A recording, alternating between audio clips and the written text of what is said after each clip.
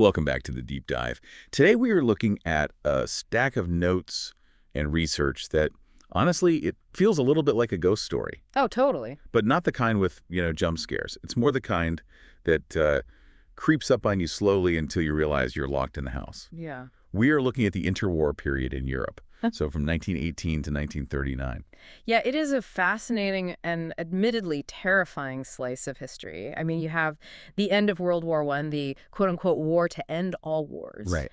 And within just 2 decades, the entire continent has essentially set itself on fire again. Exactly. And that's really the hook for me here, because you have Woodrow Wilson at the end of World War I standing there saying the world must be made safe for democracy. Right, that famous quote. It's this hopeful, high-minded moment. He's got the 14 points. The League of Nations is starting up. Right. It really feels like humanity turned a corner. It does. But then you look at the map just 20 years later, and democracy is practically extinct in Europe. It's been completely replaced by dictators, secret police, and these massive totalitarian regimes. And it raises the fundamental question we are exploring today, which is, how does that happen? How do you go from safe for democracy to the age of the strongman so incredibly quickly? Right. So we're working with the source stack today that draws really heavily from AP European history analysis. We're going to cover the political spectrum from Italian fascism over to Soviet communism and look at the psychological tools these regimes used. Which are intense. Very. And our mission today is to figure out how economic chaos and fear created a vacuum that allowed extremists to seize power. And maybe most importantly, what actually distinguishes the different flavors of tyranny that popped up. I think the key word you just used there is vacuum. Yeah. These regimes didn't just appear out of nowhere, they filled a void. So let's unpack the recipe for disaster. Because looking at the research, it wasn't just bad luck. It seems like there were very specific ingredients that killed democracy in this era. Absolutely. If you look at the analysis from the sources, there are 4 distinct catalysts, and the first one is simply post-war bitterness. You have to remember, World War I broke Europe. It didn't just break buildings and borders, it broke societies. You had millions of men returning home with what we would now call PTSD. Yeah, shell shock. Exactly. Returning to countries that didn't look anything like the ones they left. The social fracturing is wild to read about. I was looking at how class lines actually got deeper after the war, which seems counterintuitive. You'd think surviving a war together, like huddling in the trenches, would bond a nation. You would think so. But look at the economics of it. The working class actually gained some leverage during the war because their labor was essential for production. Because you can't fight a war without shells.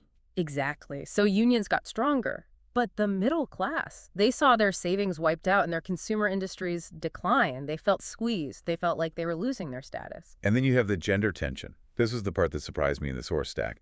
We usually hear about women entering the workforce during the war like it was this great liberation moment, the Rosie the Riveter idea, but for WWI. And it was, Yeah. temporarily. Right. But when the men came back, there was immense societal pressure for women to go back to domestic roles. Because the governments were terrified of unemployment for veterans. Exactly. So they basically told women, thanks for your service, now get back in the kitchen. Wow. You have a society that is trying to shove the genie back in the bottle, and it creates massive friction. Everyone is angry at everyone else. So you have a fractured society. Then you have the second ingredient, which is economic instability. And we aren't just talking about a bad stock market day here. No. We're talking about the Great Depression and hyperinflation. We really need to be clear about what hyperinflation actually looks like. In Germany in 1923, it wasn't just that prices went up. It was that money became completely meaningless. Right, the sources have those insane stories, people bringing wheelbarrows of cash just to buy a loaf of bread. And while they were inside the shop, someone stole the wheelbarrow and left the cash. That's it, a hard even process. It sounds like a dark joke, but it was reality. It creates a deep psychological trauma. When people are literally starving, or when their life savings can't even buy a cup of coffee, abstract concepts like liberty or parliamentary procedure, they lose their appeal real fast. Because you can't eat parliamentary procedure. Exactly. Desperate people look for a savior. They look for a strong man who says, I can fix this. I can make the bread affordable again. Which brings us to the third ingredient. And this one feels huge in the notes. The Red Scare. You really cannot understand the rise of fascism without understanding the fear of communism. The Bolshevik Revolution in Russia in 1917 terrified the middle and upper classes across Europe. Because they saw what was happening to the Russian aristocracy. Right. The executions, the property seizures, the complete overturning of the social order, they were petrified. So fascism essentially sells itself as the bodyguard, like, vote for us or the communists are going to come take your house. That is exactly it. It positioned itself as the only shield against the red threat. It gave the middle class a moral permission structure to support violence. They didn't necessarily like the fascist thugs in the streets, but they thought, well, they're the only ones fighting the communists. Wow. And finally, the fourth ingredient was simply fragility. You had all these new nations popping up after WWI, places like Poland, Hungary, Romania. Right, out of the old empires. Exactly. They were trying to be democracies, but they had absolutely no history of it. They were trying to build a plane while flying it. And flying it through a hurricane. When the economic crisis hit, these new governments were just paralyzed. They couldn't pass budgets. They couldn't form coalitions because there were too many small splinter parties. So the people in those countries just prioritized economic survival over political freedom. Exactly. Okay, so that's the landscape. Broken society, broken economy, fear of communism, and weak governments. It is the absolute perfect petri dish for a dictator. So let's talk about the first big one to emerge. The man who really wrote the playbook, Benito Mussolini. Il Duce. It's so interesting in the notes, he actually starts as a socialist, right? He does, but he pivots. He realizes pretty quickly that nationalism is a much more potent drug for the Italian people than class struggle. So he shifts to the far right. He basically invents fascism as we know it. This idea of extreme nationalism and militarism. An absolute obedience to the state. His famous slogan was, everything in the state, nothing outside the state, nothing against the state. And by 1922, he's threatening a march on Rome, which sounds terrifying. Thousands of these black-shirted thugs descending on the Capitol. Well, The king, he just gives in. it is the profound moment of weakness that changed history. The king, Victor Emmanuel III, he could have declared martial law. The army could have stopped them. The army probably could have crushed Mussolini's black shirts pretty easily. But the king was afraid of a civil war, and maybe he was afraid of the socialists more, so he just appoints Mussolini as prime minister. He essentially invites the vampire into the house. That's a great way to put it. And by 1925, Mussolini has completely dismantled the democracy and declared himself dictator. Now, here is where it gets really interesting in the sources, and honestly pretty gross. They mention a very specific tactic used by Mussolini's secret police, the black shirts. It wasn't just about beating people up or throwing them in jail. It was the castor oil tactic. It is a disturbing detail, but it tells you so much about the psychology of fascism.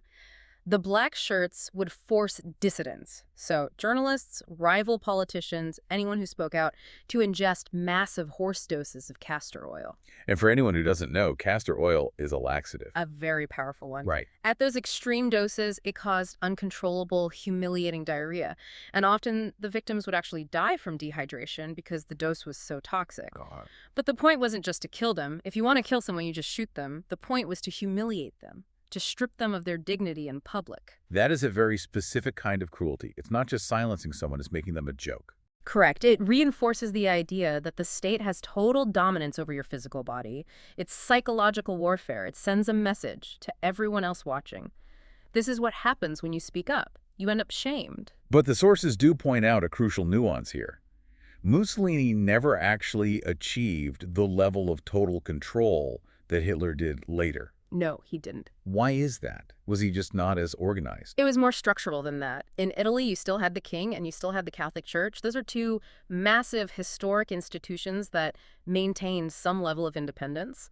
Mussolini had to negotiate with them. He couldn't just bulldoze the Vatican. So it was authoritarian, but maybe not fully totalitarian in the way Germany became. Exactly. Which brings us to Germany. Right, the perfecting of terror. If Mussolini wrote the rough draft, Hitler published the final edition. Hitler absolutely looked at Mussolini's success and learned from it. But the context in Germany was even more volatile.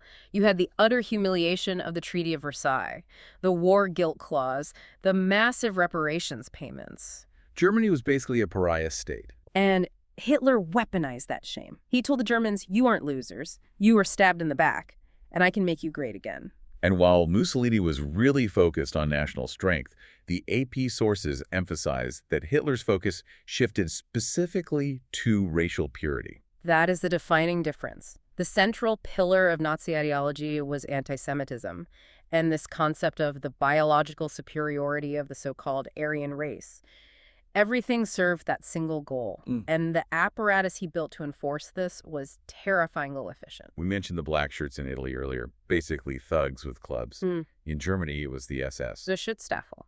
Under Heinrich Himmler, the SS became a state within a state. Unlike the black shirts, who always had a bit of a chaotic street fighter vibe, the SS was a systematic bureaucracy of terror. They were administrators. Exactly. They weren't just thugs. They managed the concentration camps. They organized the final solution. This was the shift to absolute totalitarianism, where the state controls every single aspect of life, public and private. But it wasn't just brute force, was it? This is what I found most chilling in the deep dive. It was the theater of it all. It was the brainwashing. You cannot talk about the Nazi regime without talking about Joseph Goebbels. He was the minister of propaganda. He understood, perhaps better than anyone in history, how to control a narrative. He didn't just censor the news. No, he curated reality. He controlled the radio, the film industry, the press. He made sure every German family had a cheap radio, they called it the People's Receiver, just so they could hear Hitler's voice directly in their living rooms. There's that name that pops up in the notes, Leni Riefenstahl. Yeah. She wasn't a politician at all. She was a filmmaker. A brilliant and very complicated figure. She was commissioned to make Triumph of the Will, which was a documentary about the 1934 Nazi Party Congress in Nuremberg. If you watch it today, strictly from a technical standpoint, it is a masterclass in cinematography. The angles, the lighting. The way she captured the crowds. But it was a weapon. It was absolutely a weapon. She utilized these extreme low camera angles to make Hitler look like a god descending from the clouds. She captured the synchronized marching to make the individual literally disappear into the mass. Wow.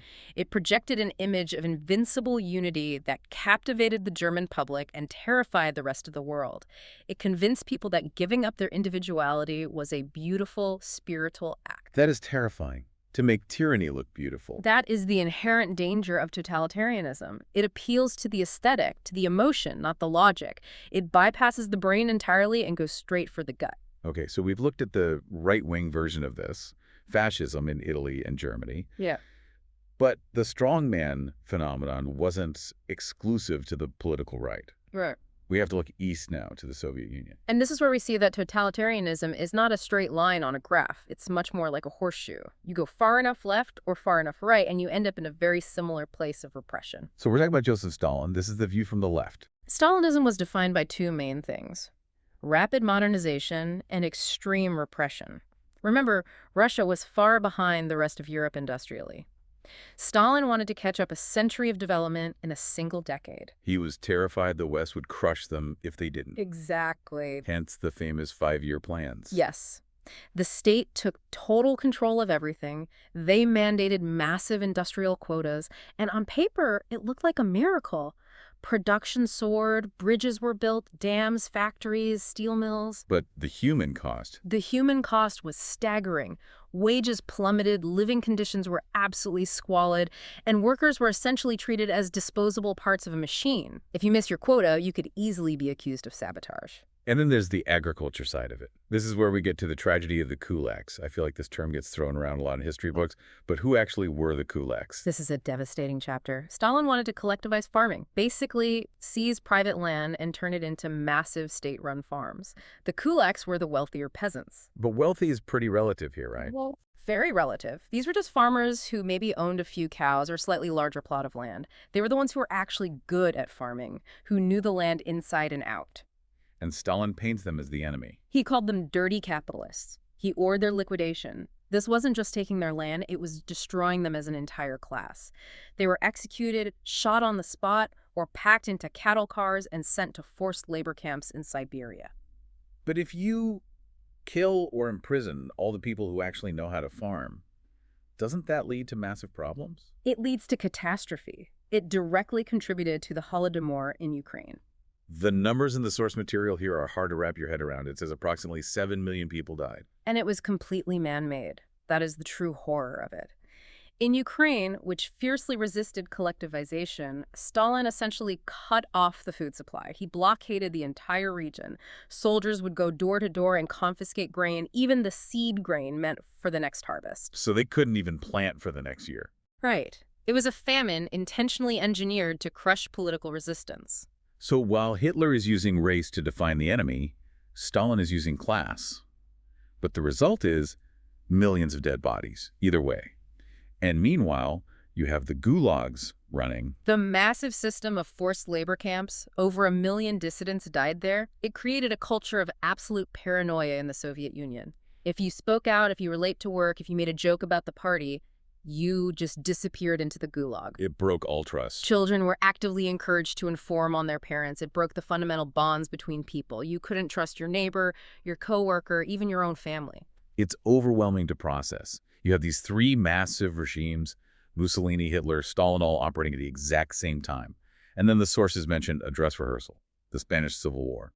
This is an event that is often overlooked, but it is absolutely crucial to understanding why World War II happened. In 1936, civil war breaks out in Spain.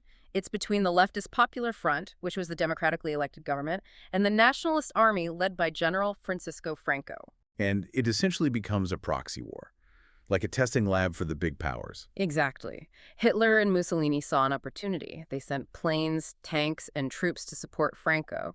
This is where the German Luftwaffe practiced the terror bombing of civilians, Guernica being the most famous, tragic example. Right. The world was shocked by the complete destruction of a civilian town from the air, but Germany and Italy were just testing the weapons and tactics they would later use to conquer Europe. And what did the Western democracies do? What did Britain, France, the U.S. do? They did almost nothing. They remained strictly neutral. They were still so traumatized by the carnage of World War I that they were terrified of starting another global conflict, so they just stood back and watched. They passed non-intervention agreements. That really feels like the turning point. It was. The lesson the dictators took from Spain was crystal clear. The West is weak. They will not fight back. It emboldened Hitler to push further into Austria, into Czechoslovakia. Franco's ultimate victory and the establishment of his long-term authoritarian regime proved that force worked. It proved that if you pushed hard enough, the democracies would just fold. Exactly. So let's bring this all together for a moment. We started with this high-minded idea of a world safe for democracy, and we ended up with a continent entirely covered in secret police and propaganda. When you synthesize all of this material, what really stands out is that while the ideologies differed on the surface after right-wing fascism focused on race and nation, left-wing Stalinism focused on class and economics, the methods were absolutely identical. It's the toolbox of the strongman. It is. Terror, secret police, the complete destruction of the individual, the total control of information. Whether you are wearing a black shirt or a red star, the boot on the neck feels exactly the same. They all require the individual to cease existing for the sake of the greater good, as defined by the leader. And for you listening, why does this matter now, aside from just knowing your history? It is fundamentally about fragility. We tend to think of democracy as this permanent, solid thing, like gravity. We assume it's just always going to be there. But this era proves that when fear sets in, when the economy crashes, when people feel like the system is rigged against them, those institutions can crumble incredibly fast. People didn't hate freedom.